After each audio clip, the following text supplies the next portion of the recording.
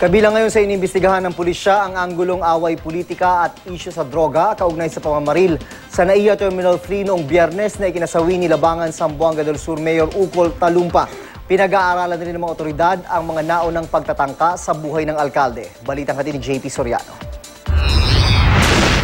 May suspects na kami.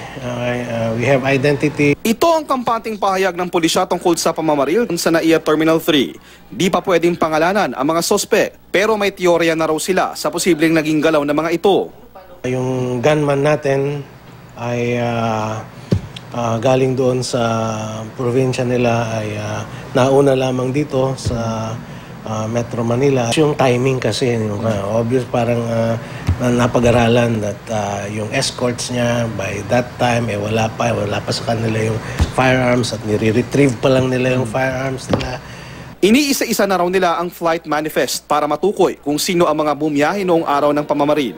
Walang CCTV footage sa lugar, pero ini-examine na nila ang mga basyo ng baril sa lugar, cellphone at dalawang sasakyang iniwan daw malapit sa crime scene.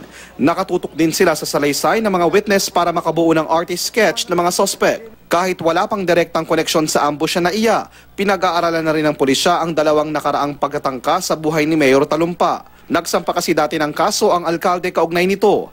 Kasama rin sa investigasyon ang anggulong away politika. Tingnan namin kung meron talagang alitan, and that's easy to establish because may mga previous attempts na. Kinukumpirma rin nila ang impormasyong posibleng drug syndicates ang sangkot sa ambush. Panawagan ng pulisya sa mga nakakita sa pangyayari o may impormasyon kaugnay ng pamamaril, agad makipag-ugnayan sa kanila. JP Soriano, GMA News.